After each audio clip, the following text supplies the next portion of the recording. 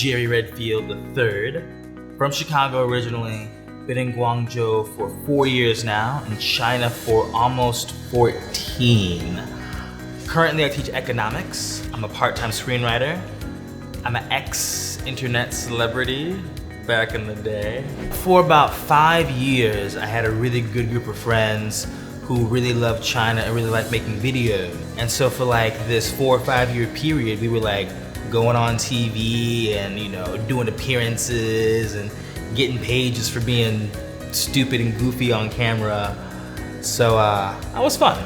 China is a country with thousands of years of history, and there are so many great stories to be told in China.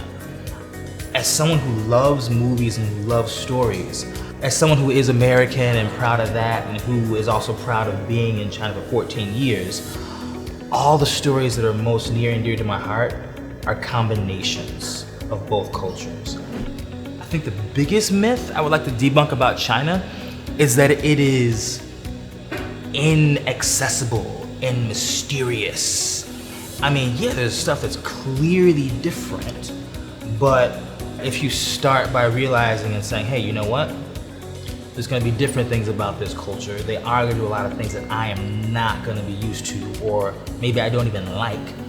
But at the core of everything, there are people that want the same things that I want. It's like, what do they eat? How do they dress? And it's like, you try to explain the lives of people here, people are like, well, wait a minute, that sounds almost too normal. What are you talking about? There can't be Starbucks in China. And it's like, well, Starbucks is kind of everywhere. China's part of the world, so yeah.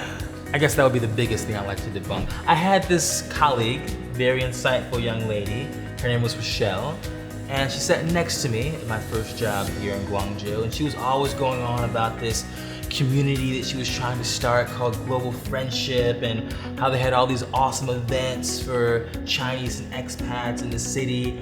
And, you know, eventually I said yes and came to one event. And when I did, I regretted I hadn't listened to her earlier. So, yeah, that's how I got into GF. Having GF means you have a wide range of options on top of things you can find easily on your own.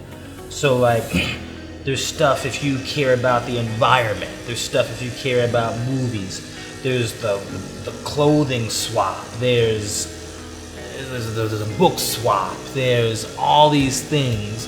There's restaurants that I would have found. I wouldn't know about Coffee Lin if it wasn't for GF, and this is now my favorite coffee shop in the whole city. Pretty much at every event I've been to, there's a good balance of expats and locals. So if you're a local person who's also looking for a cool event or to meet people from other places, it's just as much of a benefit as if you're an expat who's looking to expand their horizons and see what else is out there. It's not something where you're gonna be like, oh my God, I'm the only foreigner here, or there's no one but foreigners here. It's always a good mix.